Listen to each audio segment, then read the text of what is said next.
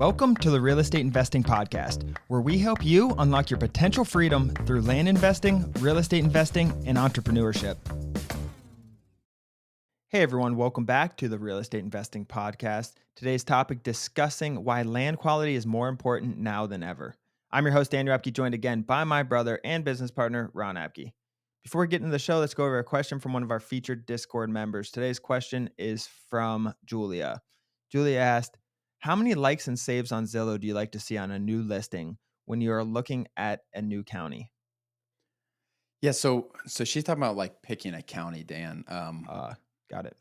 So when I look at saves more so when I'm selling, but like when you're looking at a new county, if you're trying to use something as a comp, like you want it to be getting interest. Like you don't want to have a 10-acre property posted for $200,000. It's been on the market for 10 days. It's got 10 saves and one save, or 10 views, I'm sorry, and one save.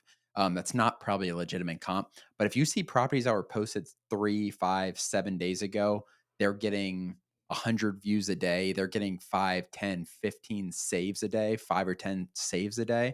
Like that's going to be a very good comp. And that means there's a lot of interest. What I like to do when I'm picking a county more so is looking at the sold and seeing how long things that were posted for a reasonable price took to sell. Yeah, that's how I kind of use that data when I'm choosing counties up front. Yeah, so like if you think a property is worth if you think a 5-acre property is worth $40,000 to $50,000, Ron, and you go into sold and you see a 5-acre property listed for 45 or sold for 45, click into that. Maybe it was listed for 50 grand, sold for 55, but it went under contract in a week. So I think like Ron said, looking at that's even more important. But let's get into the show. Today's topic, why land quality is more important now than it's ever been. And we just had an episode on a buyer's market released yesterday, Ron, on the transition of it going from a seller's market to a buyer's market, and we're getting a lot of questions on that. It's doing really well, and we wanted to dive in even deeper into this because in that we talked a lot about land quality and how it's important going into a buyer's market when they have this, because you want some of the best land on the market. You don't want defected land. So if you haven't listened to that, go back and listen to that episode. There's a lot of good value there, but let's summarize that episode, Ron. Yeah, exactly. In that episode, we essentially confirm like if you are buying defected land, you need to be buying it at an unbelievably cheap price. If you're buying good land, you can be a little more aggressive with the purchase price. That being said, like we said in that episode, we are more so in a buyer's market now than we were 12, 18 months ago. So sticking to your number, you can get good land at a good price. Like it is a realistic thing right now. So that is kind of the recap, I guess, short recap of the episode. And one of the things that we used to be able to do is buy slightly defected land and still sell it pretty quick. Like 18 months ago, we could buy a land, maybe with an easement going through it or half wet or whatever it is.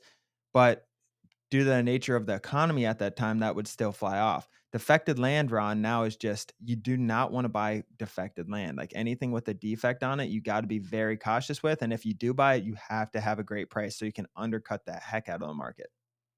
Yeah, absolutely. And that's what we kind of get into with this episode, Dan, is the value of good land that you can sell quick.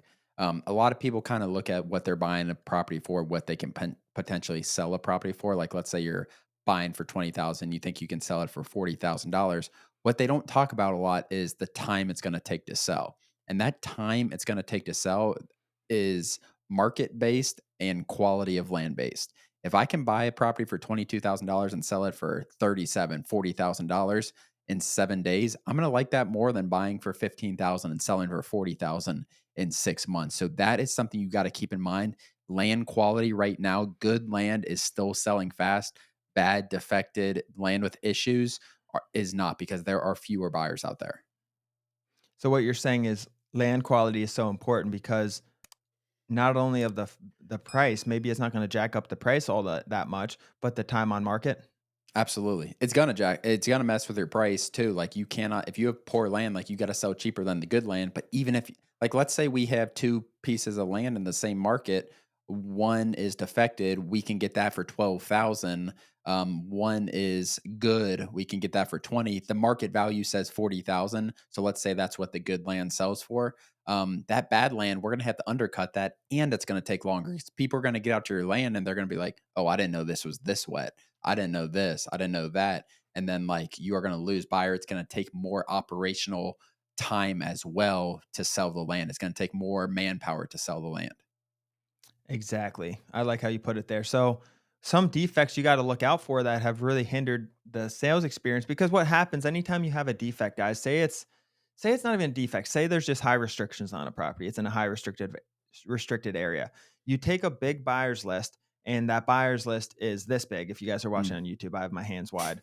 And then if you guys are listening, my hands are wide right now. And now you take a property with restrictions and now you can't allow mobile homes. You need a 2,000 square foot house on it, you need to put that house 50 feet from each side, whatever it is. The buyer's list goes from here to here to here to here for every restriction. And just like if it's wet, like you're going to have a big pool of buyers that want that 5 acre property.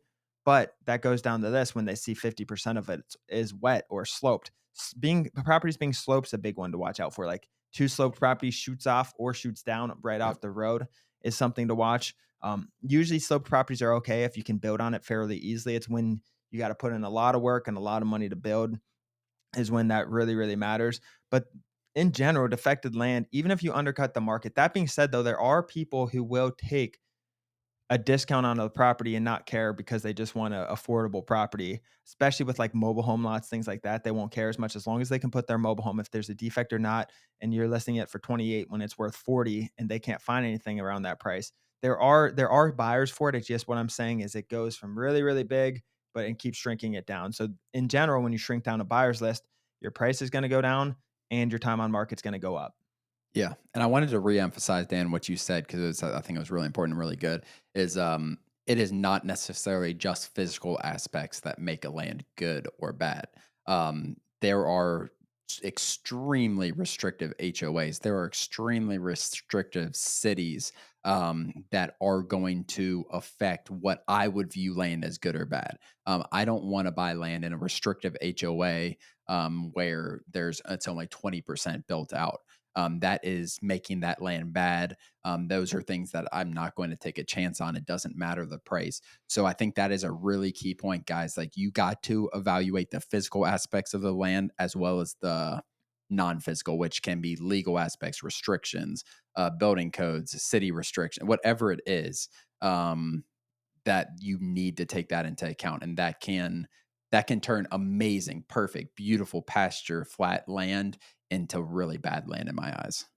Exactly. And the three things we kind of look at in general, Ron: price, property, and location, right? Do you have the right price on it? What about the property? How is the property? Are there defects? Is it nice land? Is the shape good? Is it sloped? Are there buildings around it? Like, is it a filled out area? Is it easy to get to? Is there road access? Those are things on the property. And then location, we're actually talking about the market. Like, are good properties in this market selling for what we think they're going to sell? That's when we go into Zillow, Ron, and we look at, okay, this sold, just like our question from Julia, Ron, this sold property that was listed 5 acres for 50 grand, sold in a week, was Mm. under contract in a week for $45,000. Like, that means a good 5 acre property, and that property was nice, similar to ours. That means a good property in this area is going to sell. So that's more the market when we talk about like days on market, things, facts like that, stats like that. And I think the combination of them, those three. So right now we talked a lot about this episode, the property, which was the defects. So defects would be like the property under that. And I think if you have those three things, especially this is so important, guys, as the market is transitioning to a buyer's market and things really start to slow down even more. Right now, we're selling a ton of land. We've gotten under contract these last 3 weeks and so much land and high dollar properties. Like people are buying land out there, but Yep. what they're not doing because it's becoming a buyer's market is buying crap land, buying, C plus land for 100% of market value. That's just not happening. But you have a great property listed at a good price and a good location, Ron. Those are flying off. And that's why it's more important now than ever to really look at these three criteria. Yeah, absolutely. And from if you guys are first getting started in here, and that's how we look at it as deal funders as well. I know other deal funders in the community like that. we are going to look at the land quality and the market really, really like I look at price almost last, and like we do, I think in my mind. Like I want to see the land quality. I want to see how the market's moving. Obviously, price matters. We need to have it at a good price. But that being said, like we just funded a deal. I think we bought it for $45,000. We like to double our money. Like that's what we want to double our money on deals. So that would be $90,000. We went under contract with a cash offer, a 12-day close. They're closing on I saw that. it's a 12-day close for $82,000. Like we turning our 45 into 82 in 12, 14 days. Like I'd take that every day of the week over selling that 6 months from now for And we 90, knew that going 95. in. We knew Yep. we had that conversation. It was tight margins. We even funded it out of a different account because of this. And we knew it was tight margins, but the price was, you know, let's say C plus, B minus, with those margins. But the land and the location, so the property and the location were both A. We're like, we knew this area. That means the risk, guys. You have a good property in a good location and just beautiful property. The risk goes way, way, way down, Ron. And the price, yes, it matters, but that's such a safe turn from 45 to 82 with what we knew. It's like sometimes we go in for 44 and we think it's going to sell for around 100, Ron, even 120, but there's some sort of risk. Like we don't know about that slope. That slope is bad. All these other properties look to be the same that are selling, but there is risk there. We just don't know. We have drone photos. It's still hard to tell where they're going to build. There's things like that. And that's what this is, guys. That's what business is. It's a game of risk. So it's analyzing these three things and then coming up with a conclusion on it. Are you going to buy it or not, or negotiate down? I think like just going forward, have these three things written out, whether you have in an Excel sheet, every property you get back, price, property, location, rank them, put links in there on Zillow, whatever it is, like you have to analyze these things. Yeah, I mean those three things drive your business at the end of the day. It sounds very simple, but it's difficult to actually evaluate these things in an unbiased way and in a completely educated way because it's not as simple as that. Land markets are difficult from a location aspect. They're difficult to evaluate fully and really understand how fast things are going to sell. But once you do this enough times, like if you can just have on every property that you're buying, property A, property or price B, location B plus, B whatever it is, like having some kind of criteria. What maybe it's a 1 through 10 system, property 10, 7, 4, whatever it is. Like just rating them some way. Like okay, I need this to add up to a 20 for this to make sense. So you need a 7, 7, and 7 out of 10. Yeah. Whatever your system is, like having something that qualifies your land to make it a good deal is going to make everything more systematic and your decision making is going to be not necessarily done for you, but it's going to be simpler. Yeah, I completely agree. I think we hit this one on the spot with a lot of good value in here, Ron. Do you have anything else to add? No, I mean, I think like Daniel said at the beginning, like it has changed significantly from 12, 18 months ago.